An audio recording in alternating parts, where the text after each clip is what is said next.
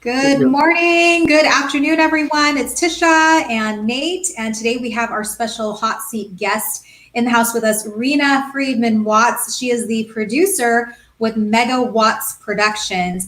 And today we are talking all about the wonderful world of podcasting, which is definitely up my alley. And I know Nate and I doing this little live podcast, whatever you call it. So I'm excited to have you here, Rena. We connected through a mutual friend, Anshul, who is a podcast website builder who actually built my Success Over Struggle podcast website. So thanks for joining us today. Thank you so much for having me. Yeah, and you are in the Chicago area, am I right? I am in Chicago, and it's warming up here. It's a nice time to visit. Probably not as hot as Arizona, which is like 105. You guys are like, no. All right. Just keep it humid down here. It's humid. I'm going to Florida in a couple weeks, and I'm just waiting for that humidity. So I told my daughter, I was like, just bring the mousse so that our hair can just stay nice. Oh, that. Change a t-shirt. Yes, exactly. Bring the water bottles, spray bottles. All right, so let's get this going. Just a couple of quick housekeeping announcements. If you have some comments, make sure you check in and write those in the comments section. We'll be answering those in real time. You can always watch the replay too. Connect with the three of us. We're big on LinkedIn as well as other platforms. And thank you again for joining us as we kick this off live. All right, Nate, I'm going to let you take it. All right. So here we go. Okay, so we're talking about podcasting and stuff today. I know everybody's issue with those types of things is always like getting started, right? So it's like coming up with ideas, figuring out their intros, their social media marketing posts, like logos and all that, summaries, topics, all that, just the creative portion of running a podcast. So talk to us a bit about how do you come up with ideas for that? That's a great question. So the reason I wanted to start my podcast in the first place is because I had worked in the television industry and kept in touch with a lot of interesting guests from my reality TV show days. And I was like, wow, it would be really fun to catch up with what they've been doing over the last 20 years because I've maintained a lot of those relationships. I'm talking people from Jerry Springer and VH1, and some of the people that I've known have climbed from intern to executive producer. Some of the guests from the shows that I booked them on, they're now mommies and have kids the same age as my kids, have been pregnant the same time as me. Just a lot of interesting chapters have happened since my television days, and I'm still incorporating some of those contacts into my current business. For example, a publicist that I was friends with from 20 years ago just gave me a lead yesterday telling me about a podcaster who had pitched her, and she was like, hey, he might be good for some of your clients. And then I reached out to 6 of my clients today, and he was interested in 5 out of the 6 of those people. So that was amazing. Well, there you go. Oh, that's cool. Good story. So, do you how do you go about like actually getting people for podcasts and stuff like that? Like, what's your method to doing that? I know a lot of people, they don't feel comfortable just messaging people. I know that's pretty much how I do stuff. You can ask Tisha, this is how we got started. But no fear there. I had a lot of people be like, I couldn't just ask people, and I'm like, why? I was like, I don't care, reject me. I'll ask 1,000 people. If I get one, it's fine. But a lot of people they kind of need that little extra push. They need a little methodology and stuff. So how do you go about, for lack of a better way of putting it, mining for people that are interested in coming on your show or coming on to other people's shows or whatever the case may be? I honestly have a waiting list already. I have a waiting list, and I have more episodes shot than edited. That's a good problem to have when you've just batched all your content, especially in times like this, obviously. I've actually been thinking of a trip to Florida too, like you mentioned. Yay! Well, I'll just record like an extra 5 or 6 episodes, and then I'm so much ahead. But back to your question, I am constantly connecting with people. So reaching out to people for me is a strength, and I really have no trouble getting guests. I will say when I'm reaching out on behalf of others, I will try to talk about some of their accolades and why, the podcaster might want to have those people. Mm-hmm. Okay.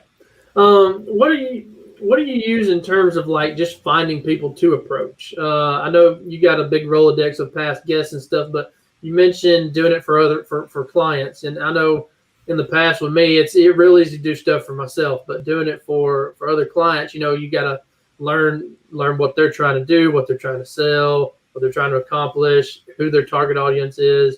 So there's a lot of learning curve there naturally. But like, how do you go about searching for prospects to approach at that point for them? So one really great way to find podcasts is join Facebook groups around that theme. I just interviewed someone really on the fly a couple nights ago. I met her in She Podcasts on Facebook. I think there's like 17 or 18,000 people in that group. Mm-hmm. And they have a different day of the week where you could say you're looking for guests or looking to be on a show. That is if you're already a podcaster. But sure. I've gotten some great stories from there unexpectedly. Another way, so Facebook groups are great. Mm-hmm. I think being a part of other communities is a great way to find guests. Subjects that you're interested in. Mm-hmm. I can tell you that I watched.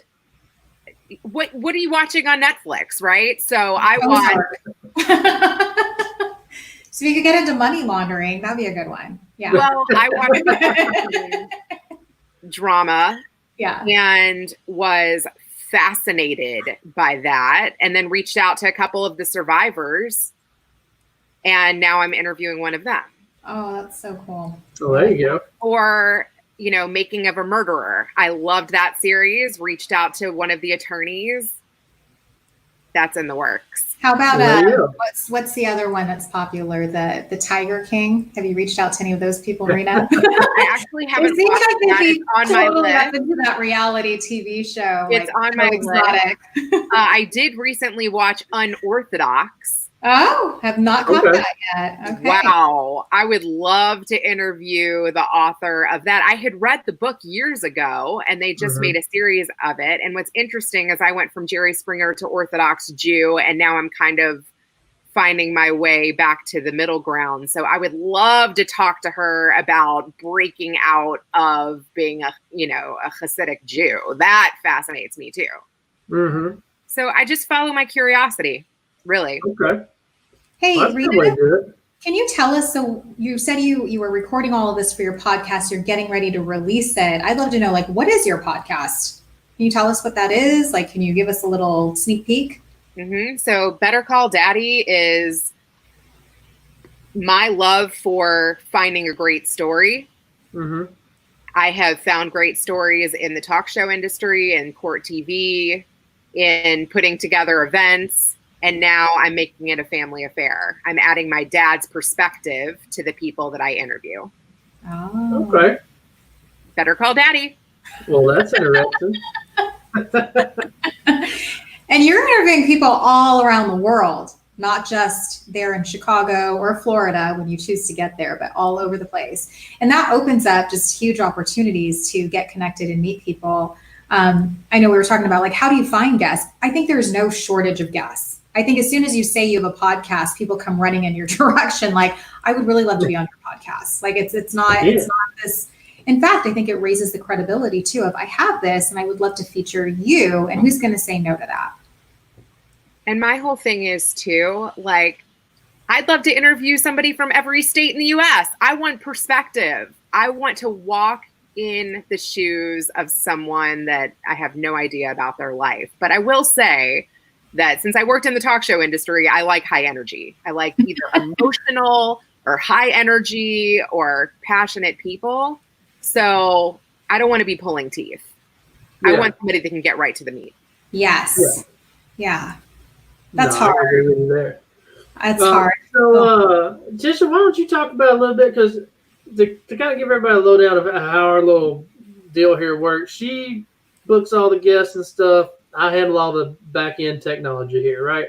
So, Tisha, why don't you touch base on how you've been getting people for our little shindig here? So honestly, I think some of you know, whoever's watching, that I host a podcast, Success Over Struggle, but it's not a worldwide, can book anybody all over the nation and the globe. It really is more of people right in my own backyard, because it's tied to a local event that I host in Phoenix. And I purposely did it that way because I wanted you to hear these people's stories on my podcast and then meet them in person. So it goes hand in hand. So I had a lot of people are like, I want to manage it and I want to do this and I'm going to book you all these guests. And I'm like, yeah, that's not really it. I'm very, very, very specific. But this actually came at a really great time when Nate and I connected to do Casual Convo Friday, which is like a live stream / podcast. It enabled us to meet people all over the world. And we've had even some international guests join us here. And it serves as a podcast. So when people are asking, well, how can I be on your SOS podcast? I'm like, nope, but you can be on Casual Convo Friday and talk about your wisdom, and we can talk a little bit more about what you're doing in the world. So that's how this has been happening. But I will say, like you, Rena, I mean, while we don't have pre-recorded content because it's all live, we have a waiting list of people up until August of everybody. Like Chad Phillips, he's on here. He's going to be one of our guests soon too. But these are all people that come to me and come to Nate and they're like, I want to be on this. I really like what you guys are doing. It's not a hard sell whatsoever. No. I think the fact that once people start learning that you're doing things and they see it's not it's only for famous people kind of thing, you know what I'm saying? Like, I think too many people get wrapped up in, they think it's like going on the Joe Rogan Experience or something. And they think it's like this attainable goal, but really it's just like, there's tons of people out there just want to have conversations and then, obviously broadcast it to see if anybody else likes what they're saying. Rena, have you ever gotten to a point when you're doing these shows where like you mentioned before, you don't like having to pull teeth, but what do you do when you run into that situation? You obviously don't want to mess up a show.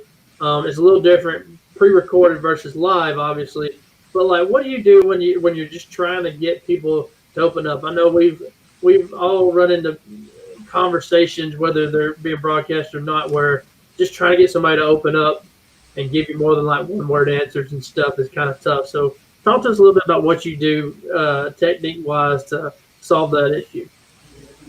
I try to have a couple notes about that person sitting next to me in case I need to refer to it, where I've stalked them on social media and I know like a hot topic. So like last night, I interviewed a fellow podcaster from the She podcast that I was talking about. And I saw on her Facebook that she mentioned, God, somebody wanted me to fill out a guest profile that was longer than an interview that I would even conduct. So she was planning about a 5-page survey that she needed to fill out prior to being on someone's show. And so we had never spoken prior to our call, and the beginning was a little slow. And once I mentioned that rant, it completely opened up the conversation. There you go. I got another thing. I'm gonna surprise you with this question a little bit. What do you do? So Chad Phillips on LinkedIn has brought up, hey, don't worry about vanity metrics and money and fame, etc. What do you do in terms of how to build a podcast's audience up? Like, what are some neat little tricks and stuff? I know you're just starting your podcast, but you talked about coaching others. You came from reality television. Obviously, there's ways of building that up. How do you determine that audience, and how do you look at building that audience up? Because I think everybody, you may not worry about the vanity metrics, but you do not want to waste your time talking to two people all the time, kind of thing. Right. Okay, well, I'm sure you've seen that a lot of people who have podcasts are interviewing people with big audiences, right? Yeah. Well, there's a reason why.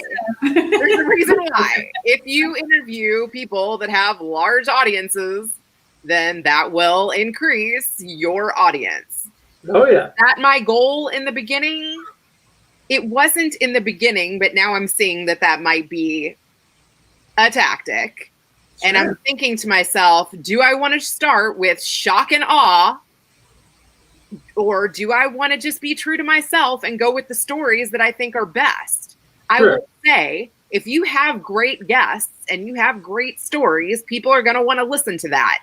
Mm-hmm. If you have superstars, people are going to want to listen to that too. So you got to decide what is your goal and your intention behind doing the podcast. My goal was, my dad's always told me you should have your own show. And I have a lot of curiosity behind the people that I'm interviewing. Do I have access to very hard to reach people? Yes. Could I get some of them on my show and start with them and make myself seem like a celebrity? Probably. I'm a little bit torn, to be honest, but that is a tactic and how to grow your following is have hard to reach people on your show that have bigger audiences than you do. Mm-hmm. Well, and I'm going to say this too, and I'm going to give some shout outs. Chad also said, one thing I do is be authentic with my podcast audience. Very good. Thank you, Chad. My daughter, Ellie, is watching us on YouTube. Hello, Ellie. Awesome. Heart. But the other thing too is, I know you're going to get into this as well, Rena, but if you're going to podcast with someone, really letting them know that, hey, it's a benefit to you as well. If you can share this, not just like it, and say that you were on it, but actually take the time to share it too with your audience, because it just gives you greater reach. I'm just the interviewer. You are the featured guest. You're in the hot seat, and this is your story, and this is your exposure as well. Mm-hmm. So I would also bring it back to that too, that if you want a guest, make sure that they understand there's some expectation of, hey, when this hits the floor, you should also be putting it out there to your network. I think that's a great tip. And I will say that I've seen, and I'm a little bit surprised by, people getting upset when others don't share. Mm-hmm. So I think it's good to present it as a benefit, but then also not get offended. Sure. If they don't feel the same way. Right. Yeah. Because some guests may just think that them being on your show is enough of a promotion, and maybe, they're not going to do the sharing or promoting that you hoped for. Mm-hmm. Mm-hmm. True. That's true too. You're setting some expectations. Yeah, that actually brings up a quick question. What do you do if you're a guest on somebody's podcast and you just weren't really happy with the way it went, and so you don't really want to share it? Like, how do you handle that? Do you tell them? Do you like what do you feel like is your I guess courteous type of way of doing it, or whatever, you know what I mean? Like, how do you handle that situation? Luckily, I haven't been on any where I'm like, scratch that, don't air it. But I have had guests where I was like, the audio is not good. Yeah. Well, I've been part of some that I just was like, hey, can we like record that? Like, if it wasn't a live, if it was pre-recorded, like, can we go back and record this, because this is not that. That's not gonna work. Yeah, there's a big difference with live and pre-recorded. I mean, Nate can back me up on this. The last several episodes, Rena, like, it was like blurry face over here. Everybody else is okay. And they're like, Tisha, we can't hear you. Tisha, we can't see you. And I'm like, dang it! Like, I'm bad static feedback. And you just go, hey, it's live. It is what it is. Like, we're just gonna keep rolling. But I have been a little like less likely to share those, because I'm like, the quality is just kind of you know. But I'm very into editing. I'm gonna say that I have found a brilliant editor, and she has taken 2 hours of footage and cut it into 16 minutes. And I like action-packed. Yes. So I will say, with a social media post, I might come up with a post and put it out there in 10 minutes. With my podcast, since it's going to stick around a little longer, I am being more careful about what I put out there. Good. Is your intention Yeah, with the continuous marketing of the podcast when you get it going, Rena, is just to take that content and break it up into little snippets, put it up as quotes, put it up as audiograms, like just to keep the longevity going of that particular segment that you've got? For sure. I mean, initially, as you know, there's like all of these things that you're mentioning, it's overwhelming. There's so much to do. Overwhelming. From, you know, creating the right summaries to SEO, to website, to YouTube. Initially, I just want to make sure the cover art looks good, want to make sure I like the guests, that the audio sounds great. I'm doing the basics, right? And to some people, they do even less than that, right? If they just take out long pauses. But yes, like you said, eventually I would like to have a YouTube channel. I would like to repackage into audiograms, maybe create like highlight clips, all of those fun things, and keep it around longer. But when I initially release it, which hopefully I'm going to do by the end of this month or early next month, I felt like the timing wasn't exactly right with all that's been happening in the news too. Yeah. So, I'm hoping July that I'm gonna launch it. I've got 3 fully edited episodes that I'm like ready to rock with, and then I've got like 7 in the works that have been recorded and that I'm still packaging. So, is this going to be a weekly podcast for you, Rena? Like, how often are you releasing? Yeah, I'm gonna release 1 a week. And it's funny, I was thinking of doing like segment and then dad reaction, but now I think I'm gonna marry the dad reaction to the segment. Yeah, I like the idea of like a teaser or a cliffhanger, and what you were saying, like how do you build that excitement? Promos, teasers, cliffhangers, switching things up, passing the mic to somebody else, like not always being predictable. I like all of those things. All right. Well, so your podcast is, tell us again one more time. It's Better Call Daddy. Better Call Daddy. I did grab that on Instagram. So I've got a new Instagram that's Better Call Daddy podcast. I started a Facebook community. It's called Business Laughs and LinkedIn. And this is where I honestly ask all the questions that I've been dying to ask. Yeah. Where are you asking your questions? I ask them on Twitter. I ask some in Facebook. Creating a Facebook group is a great sounding board. Mm-hmm. Absolutely. Good. Oh, yeah. All right. We quite many Facebook groups. You need to get into some Facebook groups, Nate. Rena can help you with it. All right. I'll check it out. Right. Okay. Well, thank you, Rena. I know you said even in your form with us that if people are interested in reaching out to you because they're like, I want to start a podcast, you seem like the perfect gal to help me, then they can go ahead and schedule that with you just by connecting with you. Yeah. Awesome. LinkedIn Daily. LinkedIn Daily. All right. So connect with Rena, and we'll be back next Friday, same time, 10:30, with David McGlennon. He is joining us as our hot seat guest. And happy Friday, everyone. Thanks, Rena, for being on. Nate, always a pleasure to see you. Yeah, thanks for seeing you guys. If you have any questions, feel free to reach out. Thanks for tuning in. Thank you. Have a good weekend. You too.